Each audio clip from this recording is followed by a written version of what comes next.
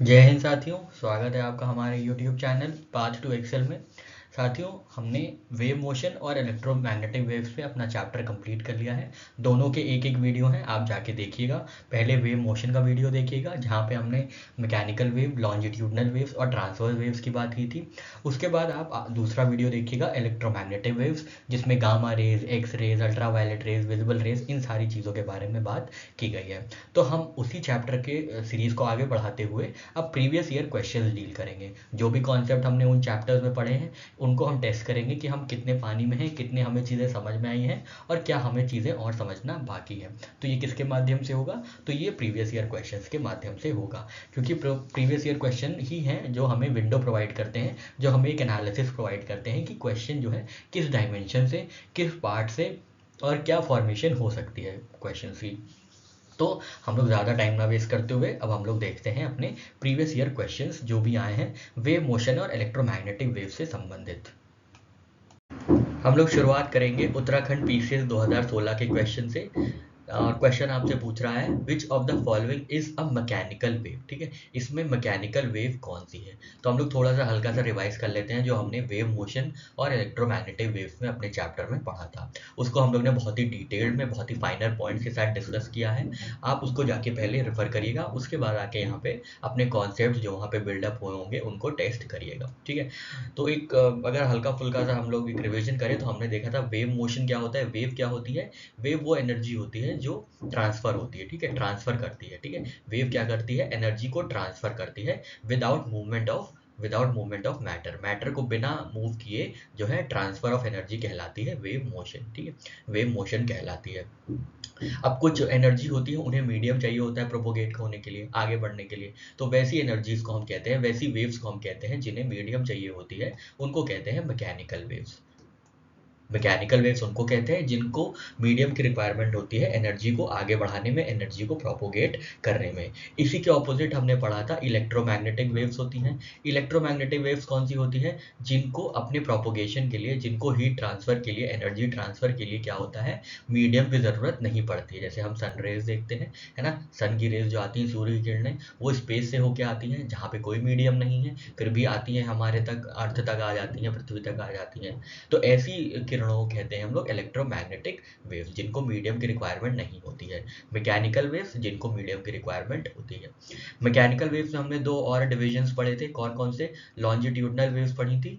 Longitudinal waves, क्योंकि हम इसको यहाँ से थोड़ा सा इरेज कर देते ताकि आराम से चीज़ें हो जाए। ठीक है, तो हमने मैकेनिकल वेव्स में पढ़ा था। मैकेनिकल वेव्स में कौन कौन सी वेव्स होती हैं? तो मैकेनिकल में लॉन्जिट्यूडनल होती हैं। ठीक है, लॉन्जिट्यूडनल होती हैं और ट्रांसवर्स होती हैं। ठीक है, लॉन्जिट्यूडनल होती हैं और ट्रांसवर्स वेव्स होती हैं। तो हम आपको बता रहे थे मैकेनिकल वेव्स दो तरीके की होती हैं, कौन कौन सी? लॉन्जिट्यूडनल और ट्रांसवर्स। ठीक है, लॉन्जिट्यूडनल और ट्रांसवर्स वेव्स। ठीक है, इसको भी हल्के से पढ़ लेते हैं। तो ये मान लीजिए वेव है। ठीक है, ये वेव है, एनर्जी जा रही है, और ये क्या है? ये मैटर्स है। ठीक है, ये इन पदार्थों से होके, इन मैटर से होके एनर्जी गुजर रही है। ठीक है, इन मैटर से होके एनर्जी गुजर रही है। तो इनके अंदर जो मैटर होंगे, इनके अंदर जो पार्टिकल्स होंगे, इनके अंदर जो मान लीजिए ये पार्टिकल्स हैं, येलो कलर के पार्टिकल्स हैं, ये ऑसिलेट करेंगे। ठीक है, ये क्या करेंगे? ऑसिलेट करेंगे, मूवमेंट करेंगे टू एंड फ्रो या अप एंड डाउन। ठीक है, टू एंड फ्रो या अप एंड डाउन इनका मूवमेंट होगा। अगर इनका मूवमेंट टू एंड फ्रो हो रहा है, ऐसे ऐसे हो रहा है, ठीक है, in the direction of energy waves. ठीक है, in the direction of waves में अगर टू एंड फ्रो मोशन हो रहा है, या तो वेव के साथ हो रहा है, ये वेव है। ठीक है, रेड कलर की वेव है।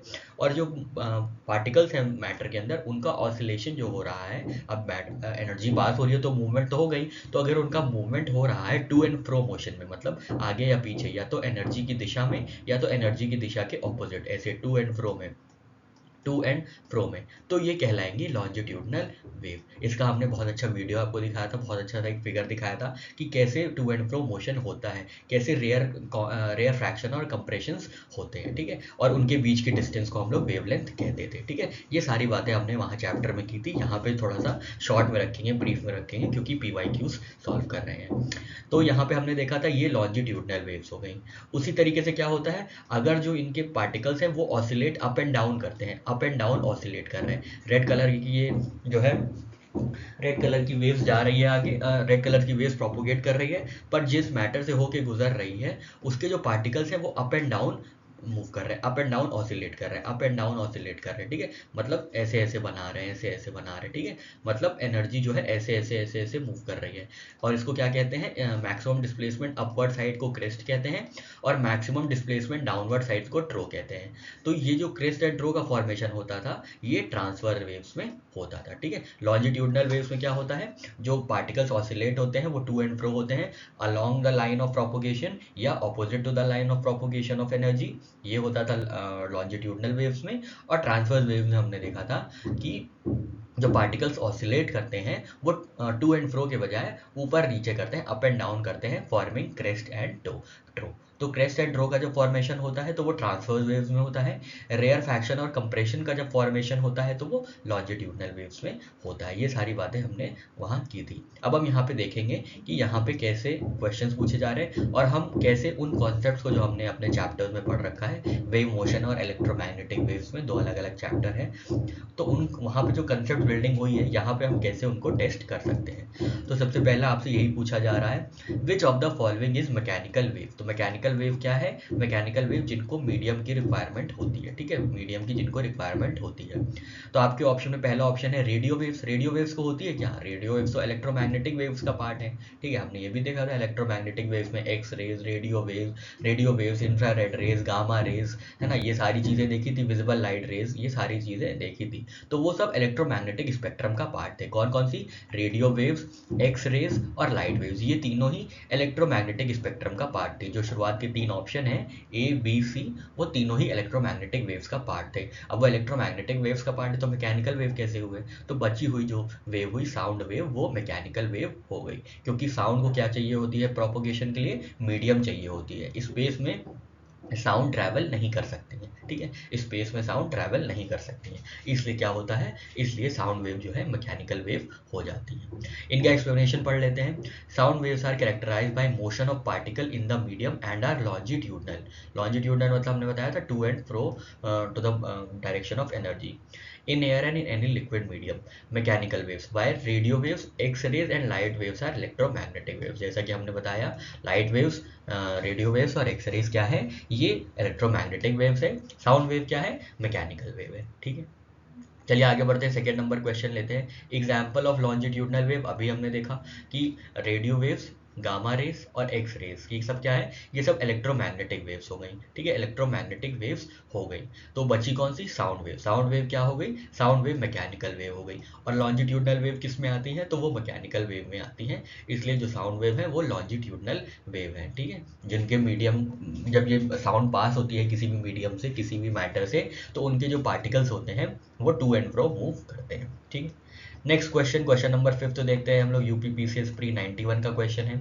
Long radio waves are reflected by which of the following layer of earth surface, ठीक है। तो हमने आपको बताया जो लॉन्ग रेडियो वेव्स हैं वो एटमॉस्फेयर के किस लेयर से रिफ्लेक्ट ऑफ हो जाती हैं, तो वो आइनोस्फीयर से हो जाती है, ठीक है। यहाँ पे चार्ज पार्टिकल्स रहते हैं, चार्ज आयंस रहते हैं जो रेडियो वेव्स को रिफ्लेक्ट कर देते हैं, ठीक है। तो आंसर इसका बी होगा, ठीक है। स्ट्रेटोस्फीयर में क्या होता है, स्ट्रेटोस्फीयर में ओजोन होती है, ठीक है, स्ट्रेटोस्फीयर में ओजोन होती है जो आने वाली हार्मफुल अल्ट्रावायलेट रेज को एब्जॉर्ब करती है, ठीक है। हमने ये भी देखा था कौन सी, अल्ट्रावायलेट ए, अल्ट्रावायलेट बी या अल्ट्रावायलेट सी, कौन सी सबसे ज़्यादा हार्मफुल होती हैं और कौन सी वेव्स को, कौन सी अल्ट्रावायलेट वेव्स को जो है ओजोन पूरा अच्छे से एब्जॉर्ब कर लेती है। ये सारी चीज़ें हमने अपने इलेक्ट्रोमैग्नेटिक वाले चैप्टर में पढ़ रखी है, तो आप उसे जाके एक बार कंसल्ट कर सकते हैं। ट्रोपोस्फियर क्या है, ट्रोपोस्फियर ये सबसे नीचे वाला एटमॉस्फेयर का लेयर है जहाँ पे सारे केमिकल, जहाँ सारे वेदर फिनोमिनन्स और क्लाइमेट फिनोमिनन्स होते हैं, रेन, क्लाउड, थंडरस्टॉर्म, ये सब ट्रोपोस्फियर में होते हैं। और ट्रोपोपॉज और स्ट्रेटोस्फियर की एक बाउंड्री होती है जिसको ट्रोपोपॉज कहते हैं, ठीक है। तो हमने सारे चारों ऑप्शंस को भी एनालाइज कर लिया कि उन लोगों का क्या मतलब होता है, साथ ही साथ जो सही ऑप्शन है वो भी देख लिया। तो इसका एक्सप्लेनेशन देख लेते हैं। Ionosphere is a region of earth upper atmosphere from about 65 kilometre to 400 kilometre altitude. हल्का सा ये याद रखिएगा कि ये कहाँ कहाँ तक इनकी रीच है या इनकी कहाँ तक इनकी लिमिट्स है, ठीक है, कहाँ से शुरू होते हैं और कहाँ तक इनकी लिमिट्स है। तो 65 किलोमीटर से 400 किलोमीटर एल्टीट्यूड की इनकी हाइट है आयनोस्फीयर की। It is ionised bye solar radiation, ठीक है, सोलर रेडिएशन से क्या होते हैं, आयोनाइज होते हैं, जिसकी वजह से ये रिफ्लेक्शन करते हैं, चार्ज पार्टिकल्स हो जाते हैं। It has a practical importance because among other functions it influences radio propagation to distance places on earth. ठीक है, तो लॉन्ग रेडियो वेव्स जो होती हैं वो रिफ्लेक्ट ऑफ किसके माध्यम से होती हैं, किस लेयर के माध्यम से होती हैं, तो वो आयनोस्फीयर की वजह से होती है। ठीक है, बाकी 6 और 7 जो है ये रिपीटेड क्वेश्चन है। Wireless communication is reflected back to earth surface by ionosphere. Which of the following atmosphere layer is responsible for deflection of radio waves? Ionosphere. ठीक है, आयनोस्फीयर। तो ये दोनों रिपीटेड है, इनका एक्सप्लेनेशन आप यहाँ देख सकते हैं। नेक्स्ट क्वेश्चन है IAS 2008 का।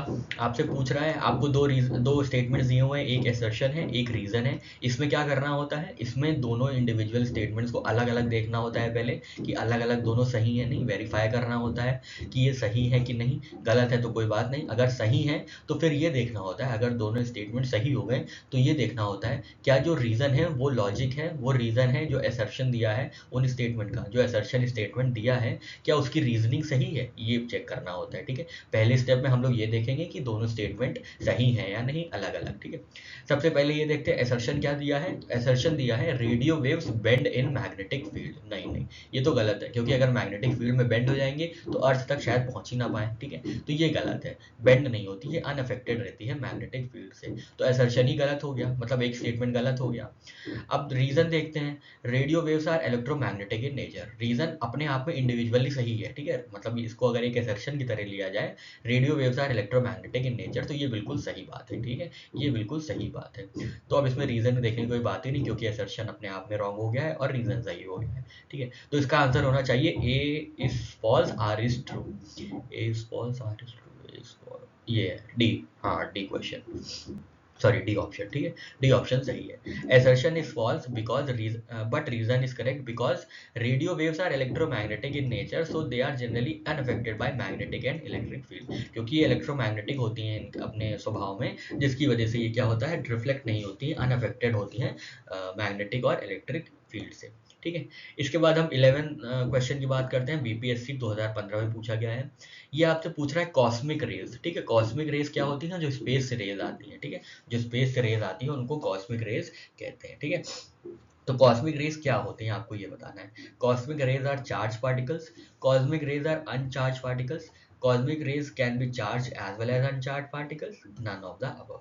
तो इसका सही आंसर है cosmic rays are charge particles. ठीक है, ये चार्ज पार्टिकल्स होती हैं, लेकिन ये इलेक्ट्रोमैग्नेटिक स्पेक्ट्रम का पार्ट नहीं होती। हमने देखा था इलेक्ट्रोमैग्नेटिक स्पेक्ट्रम में कौन कौन सी होती हैं, गामा होती है, एक्स रेज होती हैं, अल्ट्रावायलेट होती हैं, विजिबल होती हैं, फिर क्या होती है, इंफ्रारेड होती हैं, फिर क्या होती हैं, माइक्रोवेव्स होती हैं, और फिर रेडियो वेव्स होती हैं। ठीक है, ये पार्ट होती है इलेक्ट्रोमैग्नेटिक स्पेक्ट्रम। ये हमने इलेक्ट्रोमैग्नेटिक वाले चैप्टर में अपने देखा था। तो इसमें कौन सा पार्ट, इसमें कॉस्मिक रेज तो पार्ट है नहीं इलेक्ट्रोमैग्नेटिक स्पेक्ट्रम का, तो ये इलेक्ट्रोमैग्नेटिक स्पेक्ट्रम नहीं है। पर क्योंकि कॉस्मोस से आ रही है, मतलब स्पेस से आ रही है, तो चार्ज तो होंगी, तो चार्ज अप हो जाती है। ये कॉस्मिक रेज क्या होती है, चार्ज होती है। They are immensely high energy charge particles travelling through space at a speed approaching that of light. ठीक है, तो इनके जो स्पीड होती है वो ऑलमोस्ट लाइट के बराबर होती है। They originate either from the sun और outside of our solar system. या तो सन से निकलती हैं या तो सोलर सिस्टम के बाहर से निकलती हैं, जैसे कोई क्वार्क हो गया। ठीक है, कोई और गैलेक्सी से कोई लाइट आ गई, ये सारी चीज़ें होती हैं कॉस्मिक रेज वाली। ठीक है, तो यहाँ पे ये हमने कॉस्मिक रेज के बारे में देख लिया। बढ़ते हैं आगे 12th नंबर क्वेश्चन पे। ये यूपीपीसीएस 2005 का क्वेश्चन है। यहाँ पे पूछ रहा है आपसे विच of the following statement is not true, किसके बारे में, कॉस्मिक रेज के बारे में। अच्छा, अभी हमने पढ़ा है कॉस्मिक रेज के बारे में। तो इनमें से आपसे गलत कथन पूछ रहा है, कौन सा कथन गलत है आपसे ये पूछ रहा है, सही नहीं पूछ रहा है। देख लेते हैं क्या लिखा है। ऑप्शन ए दिया है दे आर इलेक्ट्रोमैग्नेटिक वेव्स। अरे बिल्कुल गलत है, पहला ही ऑप्शन गलत है, यही सही है। ठीक है, यही सही है। They have very short wavelength, short wavelength भी होती है, लॉन्ग वेवलेंथ भी होती है। They are made of highly energy charge particles, बिल्कुल सही है। ओरिजिनेट फ्रॉम द सन, ये भी बिल्कुल सही है। तो ऑप्शन ए गलत है, ये जो है इलेक्ट्रोमैग्नेटिक वेव्स का पार्ट नहीं होती कॉस्मिक रेज, अभी हमने देखा था। ठीक है, इसके बाद हम देखते हैं विच of the following doesn't require a medium. ठीक है, which of the following doesn't require a medium. तो यूपीआरओ 2017 का क्वेश्चन है। तो इसमें हमने देखा था कंडक्शन, कन्वेक्शन और रेडिएशन। ठीक है, ये तीनों की बात हमने अपने चैप्टर में की हुई है। तो वैसे तो इसका आंसर रेडिएशन होना चाहिए, पर यहाँ पे हम आपको हल्का सा रिवाइज करा देते हैं। ठीक है, इसको थोड़ा सा इन सब रेड रेड मार्क्स को हटा देते हैं और फिर हम लोग इसके बारे में थोड़ा सा पढ़ लेंगे। ठीक है, तो कंडक्शन में क्या होता है, कंडक्शन, कन्वेक्शन और रेडिएशन क्या है? ये बस मूवमेंट है किसका? हीट एनर्जी का। ठीक है, ठीक है, हीट एनर्जी का मूवमेंट है। उस हीट एनर्जी का मूवमेंट जो होता है वो इन ये प्रोसेस से होता है, रेडिएशन से, कंडक्शन से और कन्वेक्शन से। ठीक है, इन तीनों से क्या होता है? ये तीनों मेथड है हीट एनर्जी के ट्रांसफरेंस के। ठीक है, ट्रांसफरेंस ऑफ हीट एनर्जी के। अब सबसे पहले देखते हैं कंडक्शन कैसे होता है। तो कंडक्शन कैसे होता है? तो कंडक्शन में क्या होता है? कंडक्शन सॉलिड में होता है। ठीक है, कंडक्शन क्या होता है? सॉलिड में होता है। अब ये सॉलिड है, ठीक है, ये सॉलिड है, इसमें ये छोटे छोटे मॉलिक्यूल्स हैं। ठीक है, ये छोटे छोटे मॉलिक्यूल्स हैं, खूब पास पास होते हैं ना सॉलिड में। सॉलिड में छोटे छोटे मॉलिक्यूल्स हैं, ये छोटे छोटे मॉलिक्यूल्स हैं। ठीक है, ये छोटे छोटे मॉलिक्यूल्स हैं और ये अब हमने इनको यहाँ पे लाइट अप कर दिया। ठीक है, ये ध्यान दीजिए, ये यहाँ पे इनका बर्नर है। ठीक है, यहाँ पे ये जल रहे हैं, इनको हीट प्रोवाइड की जा रही है। ठीक है, हीट प्रोवाइड की जा रही है। तो ये कैसे मूव करेंगे? ये कैसे मूव करेंगे पता है? ये जो ये क्या करेंगे? ओके, ये है।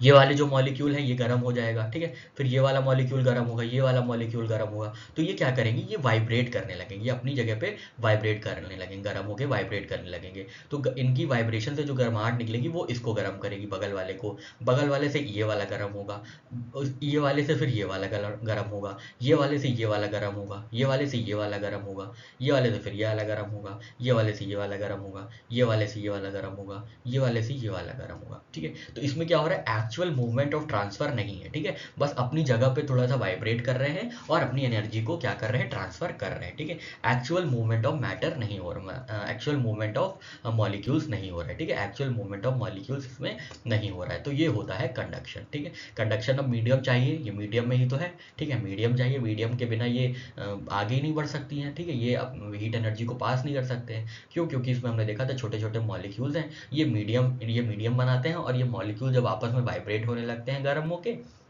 तब ये अपनी हीट एनर्जी जो है ट्रांसफर कर देते हैं। तो ये बात हो गई कंडक्शन की। कंडक्शन सिर्फ सॉलिड में होता है, लिक्विड और गैस में नहीं होता है। ठीक है, ये हमारी बात हो गई कंडक्शन की। इसमें without actual movement of molecules energy pass होती है। ठीक है, अब क्या देखते हैं? अब हम लोग देखते हैं कन्वेक्शन की बात। कन्वेक्शन कैसे होता है? ये एक मान लीजिए ट्रो है या एक मान लीजिए वाटर बॉडी है। ठीक है, ये नीला पानी, आज दिन है पानी पानी। ठीक है, ये पानी है। अब ये बहुत गर्म हो गया। ठीक है, ये याद रखिएगा, बहुत गर्म हो गया। तो अब क्या होगा? अब क्या होगा इसमें? इसमें छोटे छोटे पैकेट्स बन जाते हैं, एक्चुअल मॉलिक्यूल्स के पैकेट हो जाते हैं। ठीक है, ये एक्चुअल मॉलिक्यूल्स के पैकेट है। ठीक है, ये एक्चुअल मॉलिक्यूल्स के पैकेट है। ठीक है, ये पैकेट है और इनमें क्या है? इनमें मॉलिक्यूल्स हैं अंदर। ठीक है, इनमें ये मॉलिक्यूल्स हैं।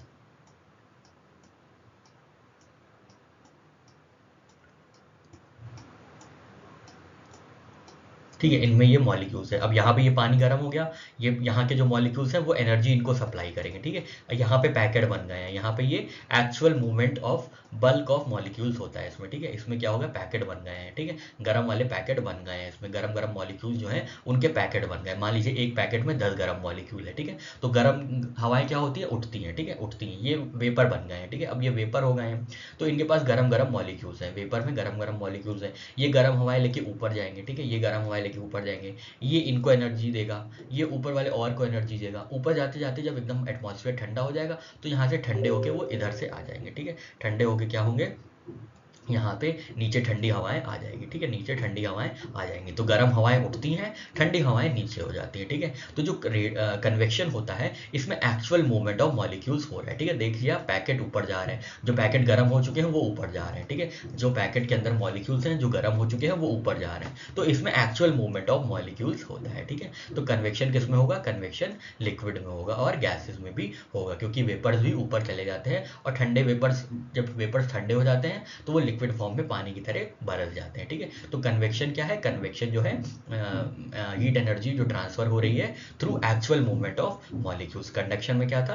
कंडक्शन में मॉलिक्यूल्स का एक्चुअल मूवमेंट नहीं था, पर कंडक्शन में, अरे सॉरी, कन्वेक्शन में जो लिक्विड और गैस में यूज होता है उसमें एक्चुअल मूवमेंट ऑफ मॉलिक्यूल्स होते हैं। ठीक है, तो यहाँ पे हमने ये बात कर ली, कंडक्शन को भी मीडियम की रिक्वायरमेंट होती है और कन्वेक्शन को भी मीडियम की रिक्वायरमेंट होती है। ठीक है, ये जो ऑपरेट कर रहे हैं ये एक मीडियम में कर रहे हैं, एयर मीडियम में कर रहे हैं। ठीक है, कंडक्शन और कन्वेक्शन क्या करते हैं? एक पर्टिकुलर मीडियम में ही ट्रांसपोर्ट कर पाते हैं हीट एनर्जी को। ठीक है, अब दूसरी चीज़ देखते हैं, हमारी आखिरी चीज़ बची रेडिएशन। ठीक है, रेडिएशन क्या होता है? जो इलेक्ट्रिक जो रेज निकलती हैं सन से, उन्हीं को रेडिएशंस कहते हैं। ठीक है, जो रेडिएशन होते हैं वो क्या होते हैं? उनको मीडियम की ज़रूरत नहीं होती है। ठीक है, रेडिएशन गैसेस में जनरली यूज़ होते हैं और रेज में जनरली यूज़ होते हैं। ठीक है, तो जो रेज आती हैं हमारे सन से, ये सन है, अरे ये सन है और ये अर्थ है। ठीक है, ये अर्थ है, यहाँ से ये आ रही है एनर्जी, हीट ट्रांसफर हो रही है, सन से हीट ट्रांसफर हो रही है। ठीक है, तो बीच में पड़ जाता है स्पेस, बीच में ये स्पेस पड़ गया। ठीक है, बीच में स्पेस पड़ गया, स्पेस से पास होती हुई ये अर्थ के पास आती हैं, अर्थ को गर्म करती हैं। ठीक है, स्पेस क्या है? स्पेस में कोई मीडियम नहीं है। ठीक है, स्पेस क्या है? मीडियम लेस एंटिटी है। ठीक है, तो रेडिएशन कैसी होती है? ये ऐसी मोड ऑफ हीट ट्रांसफरेंस होती है जिसको मीडियम नहीं चाहिए होती है। बाकी दोनों मेथड्स को, कंडक्शन और कन्वेक्शन को, मीडियम चाहिए होता है, पर रेडिएशन को मीडियम नहीं चाहिए होता है। तो इसका सही आंसर होगा रेडिएशन। ठीक है, इसका सही आंसर होगा रेडिएशन। देख लेते हैं क्या एक्सप्लेनेशन दिया हुआ है। In physics, radiation is the emission of और transmission of energy in the form of waves और पार्टिकल्स थ्रू स्पेस और थ्रू अ मीडियम। ठीक है, electromagnetic radiation such as radio waves, infrared rays, microwaves, visible, X-rays, gamma rays do not require a medium.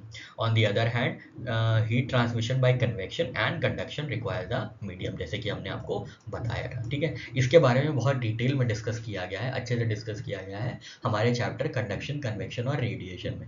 आप physics की playlist पे जाके उसको ढूंढ सकते हैं, तीसरा या चौथा शायद वीडियो होगा। ठीक है,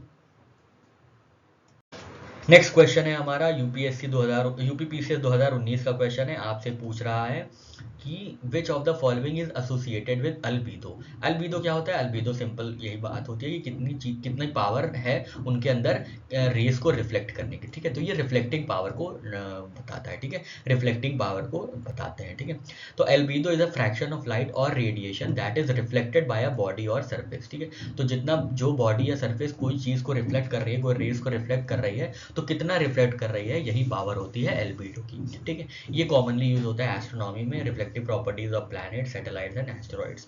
जो फ्रेश स्नो होती है वो वाइट होती है, वो सबसे ज़्यादा रिफ्लेक्टिव पावर होती है उसकी।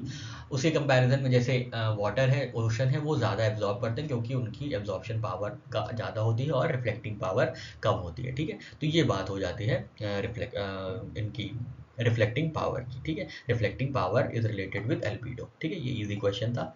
बढ़ते हैं आगे, 15 नंबर क्वेश्चन, बीपीएससी 2002 का क्वेश्चन है। आपसे पूछ रहा है what is the distance between two successive crest और सक्सेसिव ट्रोस कॉल्ड। तो हमने आपको बताया था टू सक्सेसिव क्रेस्ट कौन सी होती है या टू सक्सेसिव ट्रोस क्या होते हैं। ये ऐसे लाइट मूवमेंट कर रही है, लाइट मूवमेंट हो रहा है। ठीक है, एनर्जी ट्रांसफर हो रही है।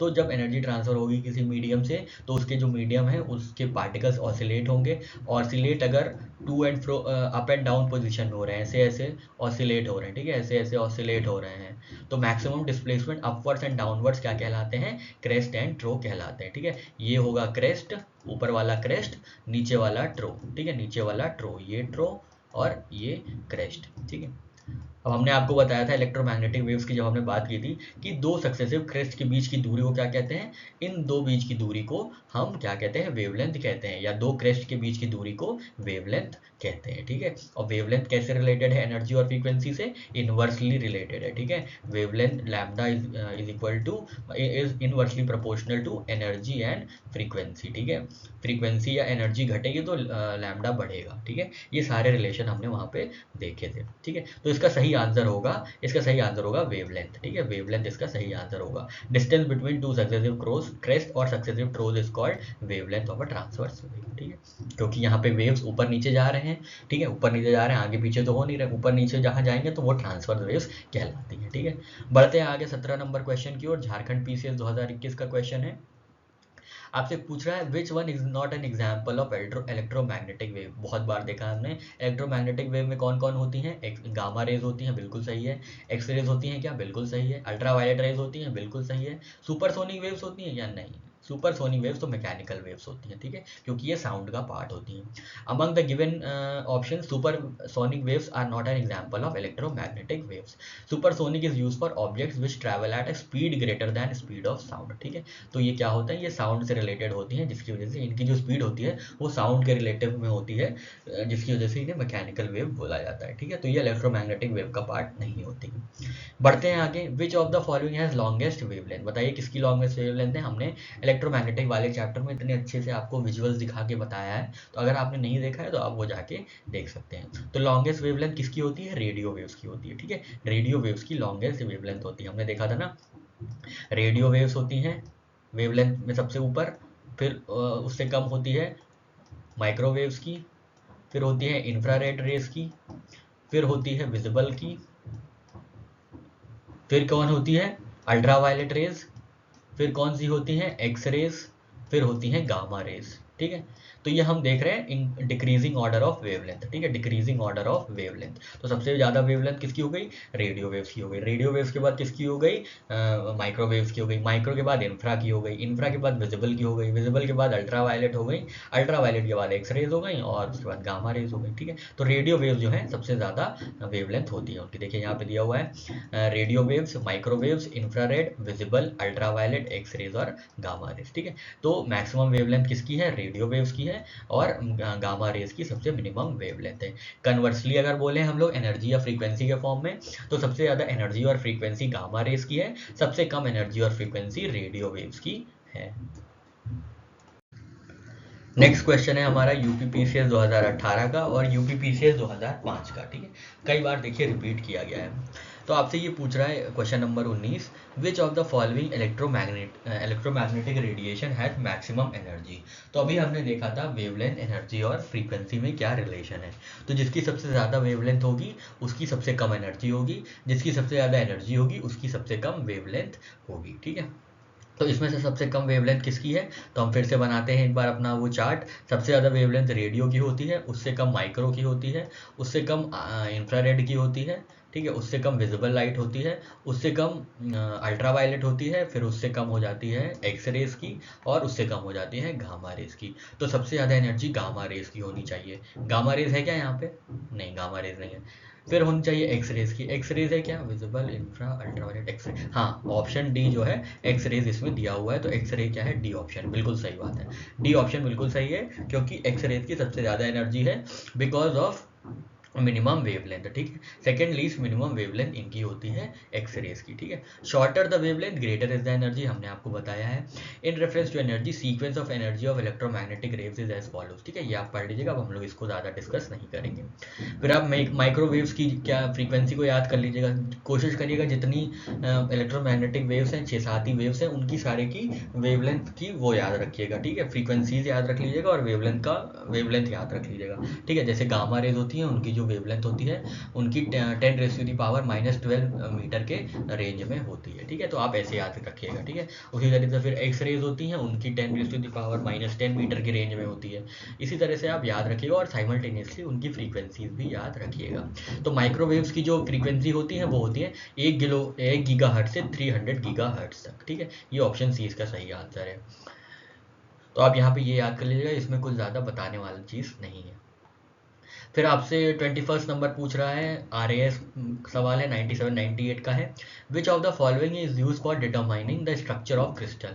क्रिस्टल के स्ट्रक्चर को डिटरमिन करने में कौन सी रेज यूज होती हैं? तो हमने एप्लीकेशन में जब पढ़ा था तो हमने ये देखा था कि इलेक्ट्रोमैग्नेटिक वेव्स जो होती हैं, gamma rays, X rays, infrared rays, इन सबका एप्लीकेशन कहाँ कहाँ है। तो हमने देखा था एक्स रेज में क्या होता है, ये यूज की जाती हैं for determining the structure of crystal, ठीक है। एक्स रेज जो यूज होती हैं वो क्रिस्टल के स्ट्रक्चर में डिटरमिन की जाती है, ठीक है। क्रिस्टल के स्ट्रक्चर को डिटरमिन करने में हेल्प ली जाती है एक्स रेज की, ठीक है। तो बस इतना आप याद रखिएगा, एक्स रेज क्या होती है, इनको क्रिस्टल के स्ट्रक्चर में डिटरमिनेशन के लिए यूज किया जाता है, ठीक है। साथ ही साथ मेडिकल पर्पसेज में भी यूज किया जाता है ना। मेडिकल पर्पसेज में हम लोगों ने देखा था एक्स रेज को यूज किया जाता है, ठीक है। ये सब चीज़ें हमने अपने चैप्टर में देखी थी। आप सोच रहे हो कि हम बार बार आपको चैप्टर का याद दिलाते हैं, लेकिन क्या कर रहे हैं, हम याद दिलाना पड़ता है, क्योंकि तभी आपकी कॉन्सेप्ट बिल्ड होगी और तभी आप क्या कर पाएंगे, तभी आप यहाँ पे टेस्ट कर पाएंगे।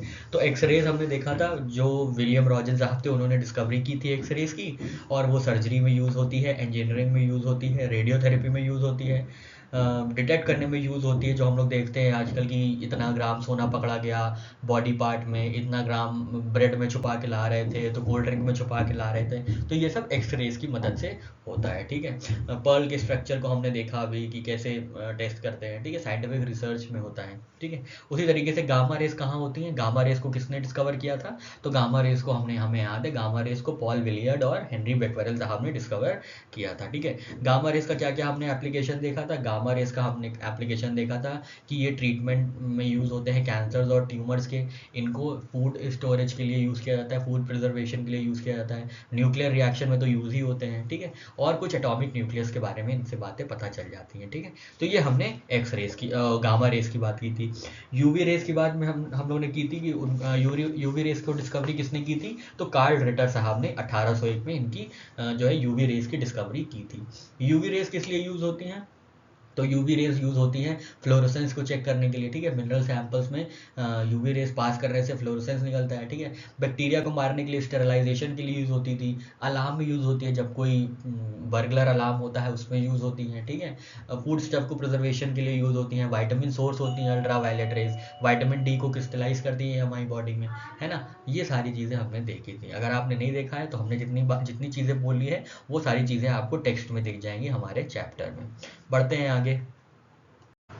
नेक्स्ट क्वेश्चन है आपका उत्तराखंड पीसीएस 2002 का है, मेंस का है। 22 नंबर क्वेश्चन पूछ रहा है, a radar which detects the presence of an enemy aircraft uses, ठीक है। तो जो रेडार होता है जो डिटेक्ट कर लेता है प्रेजेंस ऑफ एनिमी एयरक्राफ्ट, किसी भी हॉस्टाइल एयरक्राफ्ट को डिटेक्ट कर लेता है, तो वो कौन सी वेव्स को यूज करता है। तो सिंपल सी बात है, वो रेडियो वेव्स को यूज करता है, ठीक है। Radio is an object detection system, ठीक है। याद रखिएगा रेडियो वेव्स क्या है, ये ऑब्जेक्ट डिटेक्शन सिस्टम है which uses radio waves to determine range, angle and velocity of objects. It is used to detect the location of aircraft, ships, spacecraft and motor vehicle, ठीक है। तो जो बहुत तेज़ी से कार लेके जाते हैं या बहुत तेज़ से बाइक लेके जाते हैं, वो कैसे डिटेक्ट कर लेते हैं, ओवर स्पीडिंग ऑफ व्हीकल्स कैसे डिटेक्ट कर लेते हैं, इसी रेडियो वेव से डिटेक्ट कर लेते हैं, ठीक है। उसी तरीके से यहाँ पे रेडार में जो यूज़ होता है वो भी क्या होते हैं, वो भी रेडियो वेव्स यूज़ करते हैं, ठीक है। उसके बाद हम लोग देखते हैं कि 23rd क्वेश्चन में क्या पूछा जा रहा है। तो 23rd क्वेश्चन में आपसे पूछा जा रहा है कि IS 93 का क्वेश्चन है, when there is a depletion of ozone in the stratosphere the wavelength of radiation striking the earth surface will be, ठीक है। तो इसके बारे में हम लोग ने अच्छे से पढ़ा था यूवी, जब हम लोग अल्ट्रा वायलेट वेव्स पढ़ रहे थे उसमें हमने आपको बताया था ultraviolet A, ultraviolet B और अल्ट्रा वायलेट सी, ठीक है। Ultra violet ultra violet A, ultraviolet B और अल्ट्रा वायलेट सी, ठीक है। तो अल्ट्रा वायलेट की हमने वेवलेंथ देखी थी, लगभग 300 से 400 नैनोमीटर थी। अल्ट्रा वायलेट की वेवलेंथ थी ऑलमोस्ट 300 से 400 मीटर, ठीक है। ये हम बस इंडिकेटिव बता रहे हैं, हमको एग्जैक्टली याद नहीं है, ठीक है। बी में कौन सी थी, तो बी में थी 300 से 200 के लगभग, ठीक है। 300 से लगभग 280 के बीच थी, ठीक है। 280 के बीच थी। और सी से कौन सी थी, सी से 200 250 से शायद 100 थी, ठीक है। 250 से 100 नैनोमीटर थी, ठीक है। तो ये हमने देखा था ultraviolet B, ultraviolet A, ultraviolet B और अल्ट्रा वायलेट सी में, ठीक है। अल्ट्रा वायलेट सी में देखी थी। तो अल्ट्रा वायलेट सी की जो रेडिएशन थी वो अराउंड 100 से 280 नैनोमीटर थी। और अल्ट्रा वायलेट बी की देखी थी लगभग 300 से 250 पे थी। और अल्ट्रा वायलेट ए की देखी थी लगभग 350 से 400 नैनोमीटर पे थी। ये अल्ट्रा वायलेट की अलग अलग रेंज थी, ठीक है। तो यहाँ पे ये बता रहे हैं कि डिप्लीशन जब होती है ओजोन की, the wavelength of radiation striking the surface of the earth will be 100 nanometer. क्यों, क्योंकि फिर अल्ट्रा वायलेट सी जो कंप्लीटली एब्जॉर्ब कर लेती है, अल्ट्रा वायलेट सी जो ओजोन होती है वो अल्ट्रा वायलेट सी को कंप्लीटली एब्जॉर्ब कर लेती है। ये हमने बताया था आपको, अल्ट्रा वायलेट सी, यूवी सी, ये जो होती है ये कंप्लीटली एब्जॉर्ब हो जाती है। अब जब स्ट्रेटोस्फीयर में ओजोन डिप्लीट हो चुकी है तो सी जो है वो अर्थ तक पहुंचेगी, सी वाली, ठीक है। अल्ट्रावायलेट सी, सी की वेवलेंथ कितनी है, तो सी की वेवलेंथ है लगभग 250 से 100 नैनोमीटर, ठीक है। 250 से 100 नैनोमीटर, ठीक है। 250 से 100 नैनोमीटर। तो ये अगर हम इसको कन्वर्ट करेंगे मीटर में तो इसकी रेंज आ जाएगी 10⁻⁻⁷ मीटर की, जो इसका आंसर होगा। ऑप्शन बी का आंसर होगा, है ना। हाँ, ऑप्शन बी इसका सही आंसर है, ठीक है। समझ में आया आपको। हम बता रहे हैं आपको कि हम लोग ने इलेक्ट्रोमैग्नेटिक वेव्स के बारे में पढ़ा था। उसमें एक वेव होती है ultra violet waves. Ultra violet waves जो होती हैं वो 3 प्रकार की होती हैं, ए बी सी, ठीक है। ए जो होती है वो हल्की सी एब्जॉर्ब होती है। बी क्या बिल्कुल नहीं एब्जॉर्ब होती है, मतलब वो तो पूरी पास हो जाती है, पूरे अर्थ तक आ जाती है, ठीक है। अल्ट्रावायलेट ए जो होती है वो कम्प्लीटली क्या होती है, अर्थ तक पहुंच जाती है, वो बिल्कुल भी एब्जॉर्ब नहीं होती है। अल्ट्रावायलेट बी जो होती है उसका कुछ पोर्शन होता है वो एब्जॉर्ब हो जाता है स्ट्रेटोस्फेयर में, और कुछ पोर्शन एब्जॉर्ब नहीं होता है, ठीक है। और अल्ट्रावायलेट सी जो होती है वो कम्प्लीटली एब्जॉर्ब हो जाती है ओजोन से, ठीक है। अब यहाँ पे क्या कह रहा है कि डिप्लीशन हो गया है ओजोन का, ओजोन खत्म हो गई है, ठीक है, ओजोन खत्म हो गई है। तो अल्ट्रावायलेट ए जो पहले आ रही थी वो तो आएगी ही, अल्ट्रावायलेट बी का जो हिस्सा एब्जॉर्ब हो रहा था अब वो नहीं होगा, और अल्ट्रावायलेट सी जो कम्प्लीटली एब्जॉर्ब हो रही थी अब वो बिल्कुल एब्जॉर्ब नहीं होगी। तो अल्ट्रावायलेट सी की जो वेवलेंथ होती है वो 250 से 100 नैनोमीटर के बीच में लगभग होती है, ठीक है। 250 से 100 नैनोमीटर के रेंज में लगभग होती है। अगर इस नैनोमीटर को हम मीटर में कन्वर्ट करेंगे, ठीक है, 1 नैनोमीटर होता है 10⁻⁹ मीटर, ठीक है, 10⁻⁹ मीटर। अब ये 100 नैनोमीटर है, 100 मीटर है, मतलब ये कितना हो गया, मतलब 10⁻⁻10 नैनोमीटर, ठीक है, इंटू 10⁻⁹, ठीक है। अब यहाँ पे हम आपको मैथ करके नहीं दिखाएंगे, ये कितना हो गया 10⁻⁻7, ठीक है, 10⁻⁻7 हो गया, ठीक है, 10⁻⁻7 हो गया। ये -2 नहीं है, सॉरी, ये 2 है, ठीक है। 100 नैनोमीटर है ना, तो 100 नैनोमीटर कितना होगा 10⁻², -2 + 7 कितना होगा -7 होगा, तो इसका आंसर -7 होगा। अल्ट्रावायलेट सी का जो रेडिएशन है वो 250 से 100 के नैनोमीटर के बीच में है। इन नैनोमीटर को अगर हम एक्चुअल नैनोमीटर 10⁻⁹ से मल्टीप्लाई करेंगे तो हमें पता चल जाएगा, ठीक है। ये नैनोमीटर जब हम मीटर में कन्वर्ट करेंगे, मीटर में कन्वर्ट करेंगे तो कैसे होगा, ये 10⁻² है, 100 हो गया, ठीक है, 100 नैनोमीटर इंटू 10⁻⁻9 नैनोमीटर, ठीक है, 10 मीटर, ठीक है, 10⁻9 मीटर हो गया, तो 10⁻⁻7 मीटर हो गया, ठीक है। ये इसका सही आंसर होगा। देख लेते हैं एक्सप्लेनेशन क्या दिया हुआ है। Ultraviolet waves radiations are mainly divided into 3 groups, जैसा कि हमने आपको बताया इतनी देर पे, ठीक है। अल्ट्रावायलेट ए रेडिएशन का हम देखते हैं जरा, हमको भी याद हो जाएगा इसी बहाने। इनका क्या होता है रेंज, इनकी रेंज होती है 320 से 400 नैनोमीटर, वही हम बता रहे थे आपको, 300 से 400 नैनोमीटर के बीच में होती है। They strike the surface of earth as part of the rays of sun, ठीक है। तो ये बिल्कुल आ जाती है, सारी की सारी आ जाती है अर्थ पे, कुछ पार्ट भी इनका एब्जॉर्ब नहीं होता है। अल्ट्रावायलेट बी रेडिएशन जो होती है मीडियम वेव रेडिएशन, इनका जो होता है वेवलेंथ वो होती है 280 से 320 नैनोमीटर तक की, ठीक है। It is mostly absorb by sun but some do reach the earth surface, ठीक बात है, हमने आपको बताया जो अल्ट्रावायलेट बी होती थी कुछ पोर्शन इनका एब्जॉर्ब हो जाता है और कुछ पोर्शन आ जाता है धरती पे। अल्ट्रावायलेट सी होती थी ये कम्प्लीटली एब्जॉर्ब हो जाती है by ozone layer and atmosphere, और इनकी वेवलेंथ होती है 100 से 280 नैनोमीटर। अब जब आप ये 100 से 280 100 नैनोमीटर को क्या करेंगे, इनको कन्वर्ट करेंगे मीटर में, तब आप पाएंगे कि इनकी जो वैल्यू होगी वो 10⁻⁻7 मीटर हो जाती है, ठीक है। यहाँ पे देखिए 1 nanometer is equal to 1 into 10⁻⁹ meter, तो 100 नैनोमीटर कितनी हो गई 10 स्क्वायर, मतलब 100 into 10⁻⁹ is equal to 10⁻⁻7 meter, ठीक है। चलिए आगे बढ़ते हैं, 24 नंबर क्वेश्चन देखते हैं। Which one of the following type of waves are used in night vision. Night vision में तो इंफ्रारेड यूज करते हैं, हमने पढ़ा था ये, ठीक है। नाइट विजन में किसको यूज करते हैं, नाइट विजन में हम लोग यूज करते हैं इंफ्रारेड रेडिएशन, ठीक है। इंफ्रारेड रेडिएशन कब यूज करते हैं, तो नाइट फ्रीक्वेंसी को यूज़ करने के लिए, मतलब नाइट में देखने के लिए ये इंफ्रारेड यूज़ की जाती है, ठीक है। इंफ्रारेड के बारे में हमने पढ़ा था, इंफ्रारेड की डिस्कवरर कौन थे, इनको किसने डिस्कवरी की थी इंफ्रारेड की, तो विलियम हर्शल साहब ने की थी, ठीक है। ये सारी बातें हम लोग ने अपने चैप्टर में की हैं, सॉरी माफ़ करिएगा, फिर से चैप्टर के बारे में याद दिला रहे हैं, ठीक है। Infrared radiation sometimes are called heat waves, इनको हीट वेव्स भी बोला जाता है, ठीक है। नाइट विजन अपैरेटस के अलावा इनका क्या काम है, और ये मस्कुलर स्ट्रेन को ठीक करते हैं, इलेक्ट्रिकल एनर्जी सप्लाई करते हैं, ठीक है, फोटोग्राफ्स ले लेते हैं, राइटिंग्स को रिवील कर देते हैं, कभी कभी सोलर वाटर हीटर्स में यूज़ होते हैं, ठीक है, वेदर फोरकास्टिंग में यूज़ होते हैं। ये सारी बातें हमने देखी थी इंफ्रारेड वेव्स के लिए, ठीक है, इंफ्रारेड वेव्स के लिए। बढ़ते हैं आगे, the waves used in common TV remote, TV remote में कौन सी यूज़ करते हैं, हमने देखा था रेडियो वेव्स, ठीक है, सॉरी इंफ्रारेड वेव्स यूज़ करते हैं, सॉरी इंफ्रारेड वेव्स यूज़ करते हैं, रेडियो वेव्स तो कम्युनिकेशन में यूज़ करते हैं, ठीक है।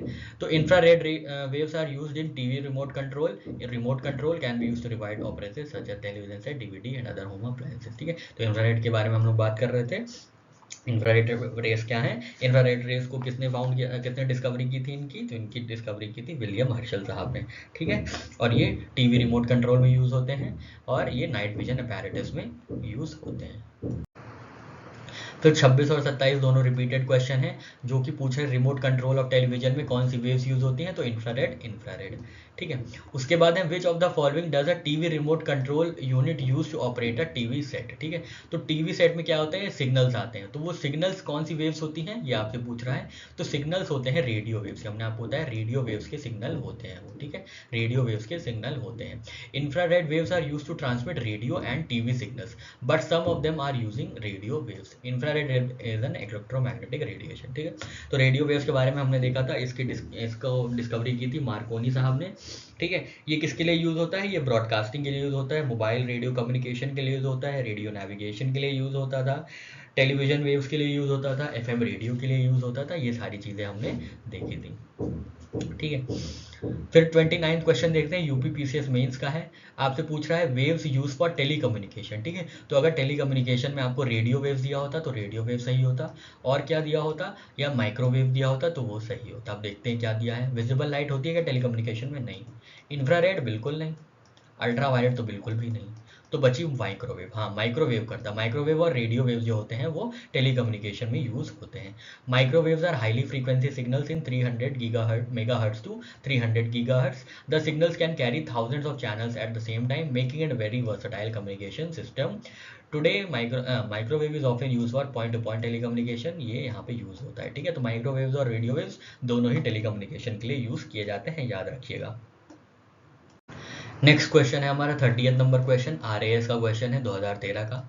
ये आपसे पूछ रहा है FM broadcasting services uses the range of frequency bands between, ये तो रट्टा क्वेश्चन है, आप एकदम याद कर लीजिएगा। इसका सही आंसर है 88 से 108 मेगाहर्ट्ज, ठीक है। तो आप क्या करिएगा, टेबल बना लीजिएगा कुछ इंपॉर्टेंट फ्रीक्वेंसीज की, जैसे टीवी फ्रीक्वेंसीज, एफएम ब्रॉडकास्टिंग की, ठीक है, सेलुलर फोन की फ्रीक्वेंसी, ठीक है, ये सारी चीज़ें याद रख लीजिएगा। जैसे सेलुलर फोन में अल्ट्रा हाई फ्रीक्वेंसी यूज होती है 300 मेगाहर्ट्ज से 3000 मेगाहर्ट्ज तक, तो ये सारी चीज़ें आप याद कर लीजिएगा, ठीक है। ये ऐसे क्वेश्चंस एकदम डायरेक्टली रट्टा मारने वाले चीज़ में आ जाते हैं।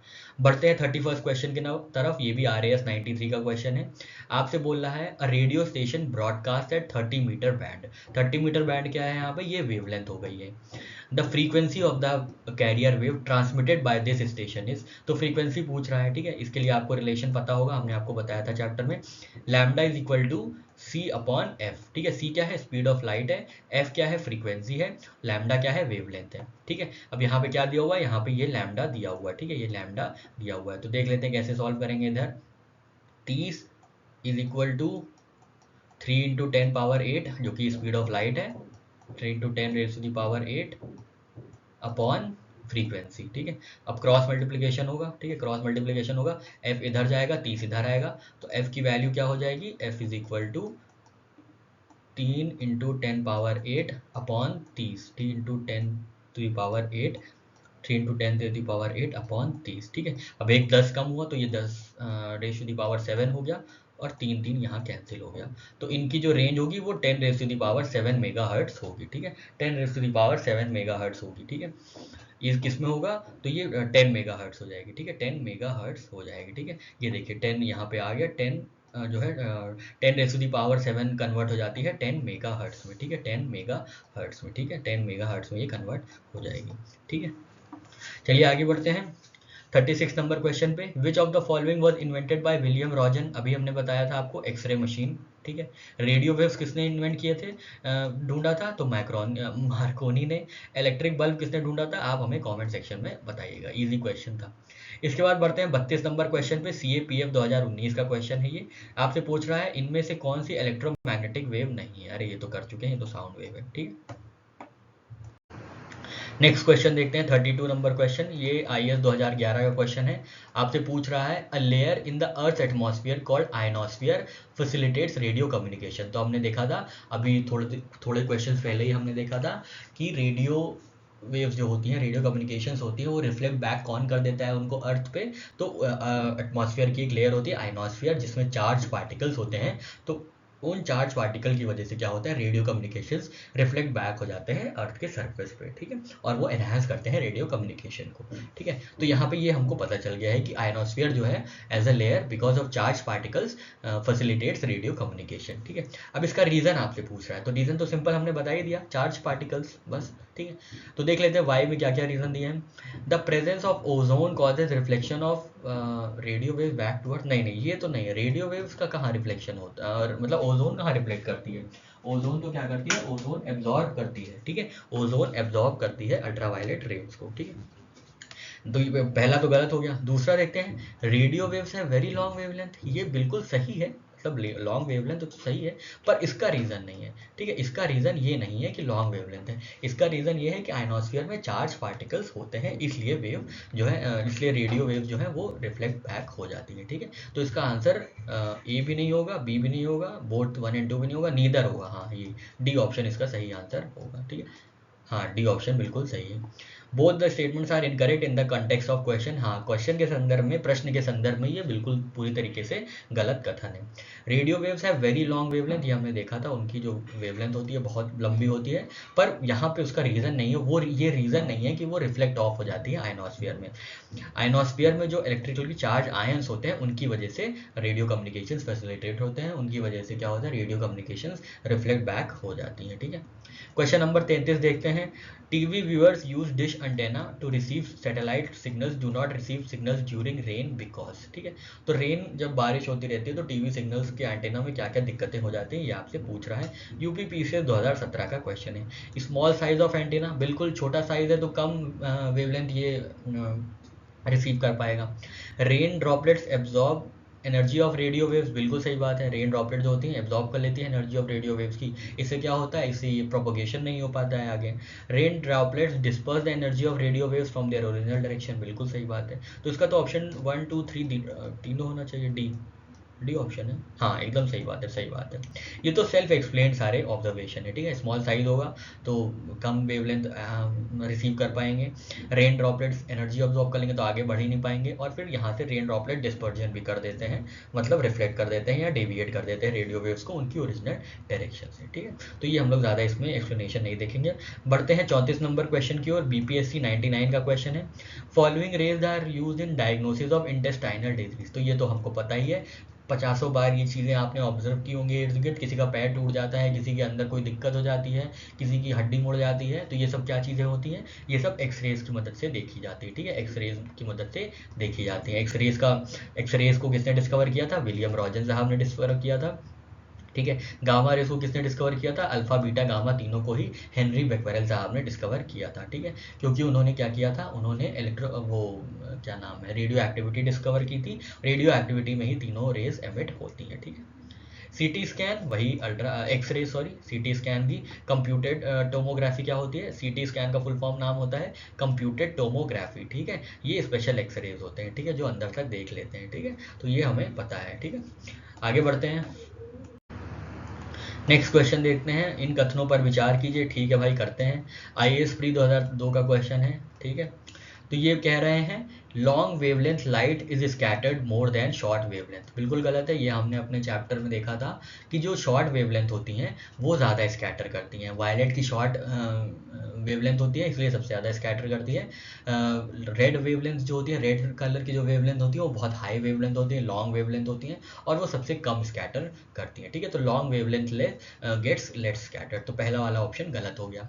फिर आपसे सेकंड पूछ रहा है, speed of visible light in water is 0.95 times of vacuum, ठीक है। ये 0.95 टाइम्स नहीं होता है, ये 0.75 टाइम्स होता है, ठीक है। तो जो लाइट की स्पीड होती है वाटर में वो 2.25 इंटू 10⁻⁸ 8 मीटर पर सेकेंड होती है, और speed of light in vacuum की कितनी होती है, तो 3 × 10⁸, ठीक है, 3 × 10⁸ होती है। तो ये 2.25 को हम अगर 0.75 से मल्टीप्लाई करेंगे तब 3 × 10 पावर, सॉरी 0.75 से, हाँ 0.75 से मल्टीप्लाई करेंगे तब जाके ये 3 × 10⁸ हो पाएगी, ठीक है। तो ये 0.75 times than speed of light in vacuum होती है, तो दूसरा भी गलत हो गया, ठीक है। Radio waves are produce by fast oscillating electric current, बिल्कुल ये सही बात है, रेडियो वेव्स ऐसे ही प्रोड्यूस होती हैं, उसके बाद police uses reflected short radio wave effect of Doppler to detect over speeding vehicles. बिल्कुल सही बात है, रेडियो वेव्स यूज होती हैं, रेडार में यूज होते हैं, उसी तरीके से डॉपलर इफेक्ट यूज करके ये लोग ओवर स्पीडिंग का भी पता लगा लेते हैं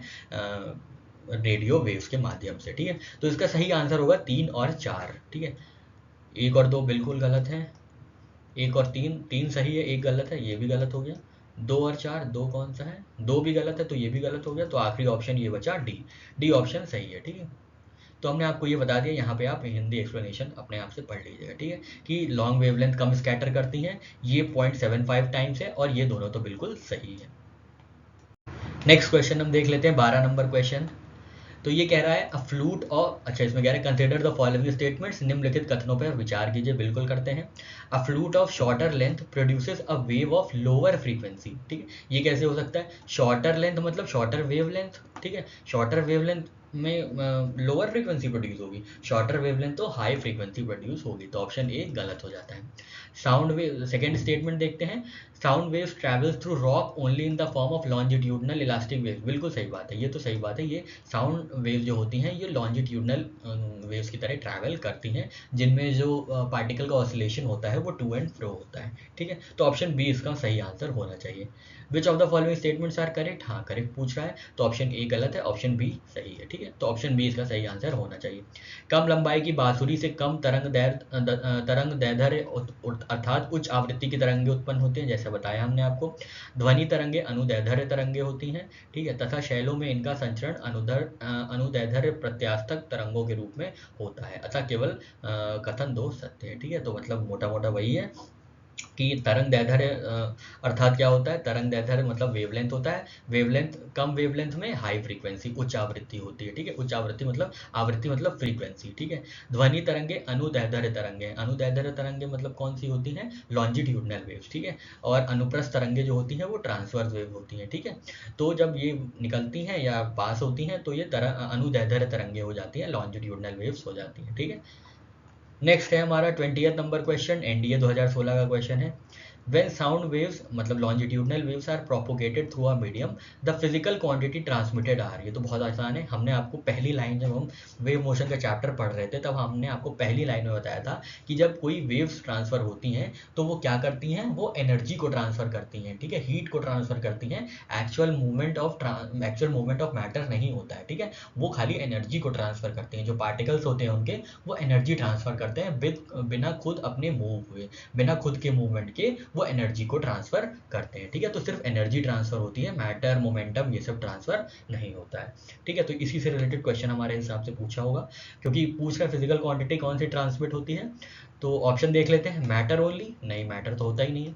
एनर्जी ओनली, ये बिल्कुल सही बात है, आगे देखते हैं। एनर्जी एंड मैटर, नहीं मैटर नहीं होता है। एनर्जी मैटर एंड मोमेंटम, नहीं सिर्फ एनर्जी होता है, ये दोनों गलत हैं। ठीक है, तो ऑप्शन बी इसका सही आंसर है, सिर्फ एनर्जी होती है। ठीक है, वायु में ध्वनि तरंगे अनुदैर्ध्य तरंगे होती हैं, मतलब लॉन्जिट्यूडनल वेव्स होते हैं। इनके संचरण के लिए हमेशा माध्यम की आवश्यकता होती है, हमने आपको बताया था मैकेनिकल वेव्स का पार्ट होती हैं लॉन्जिट्यूडनल वेव्स, और मैकेनिकल वेव्स को हमेशा मीडियम की ज़रूरत होती है। जब ध्वनि तरंगे मतलब साउंड वेव जो कि अनुदैर्ध्य होती हैं, मतलब वो लॉन्जिट्यूडनल होती हैं, किसी भौतिक माध्यम से होकर संचरित होती हैं, फिजिकल मीडियम से होकर गुजरती हैं, तो वो माध्यम के कणों में केवल ऊर्जा का संचरण करती हैं, परंतु माध्यम के कण अपने ही स्थान पर बने रहते हैं। ठीक है, तो ऊर्जा का संचरण होता है, ऊर्जा पास होती है, ऊर्जा का स्थानांतरण होता है, एनर्जी ट्रांसमिट होती है, पर without actual movement of matter. ठीक है, माध्यम के जो कण होते हैं, जो उनके पार्टिकल्स होते हैं, वो कहीं नहीं जाते हैं। ठीक है, अतः तरंगों द्वारा केवल ऊर्जा का संचरण होता है, द्रव्य का नहीं, पदार्थ का नहीं। ऐसा नहीं है कि अगर कोई साउंड है, मान लीजिए साउंड पास हो रही है किसी स्टील की बॉडी से, तो ऐसा नहीं है कि जब साउंड पास होगी तो स्टील की बॉडी भी अपने साथ चलती चली जाएगी। ठीक है, स्टील की बॉडी भी लिए जा रही है साउंड वेव साथ में, नहीं, सिर्फ एनर्जी ट्रांसफर होती है। ठीक है, नेक्स्ट क्वेश्चन है 21st क्वेश्चन, सीएपीएफ 2019 से आपसे पूछा जा रहा है। When a longitudinal wave moves through a certain medium the quantity which is transmitted, देखिए एकदम रिपीटेड क्वेश्चन है, एनडीए 2016 का रिपीटेड क्वेश्चन, सीएपीएफ 2019 में एकदम डिट्टो रिपीटेड क्वेश्चन, खाली एनर्जी, ऑप्शन इसका ऑप्शन बी एनर्जी ओनली। ठीक है,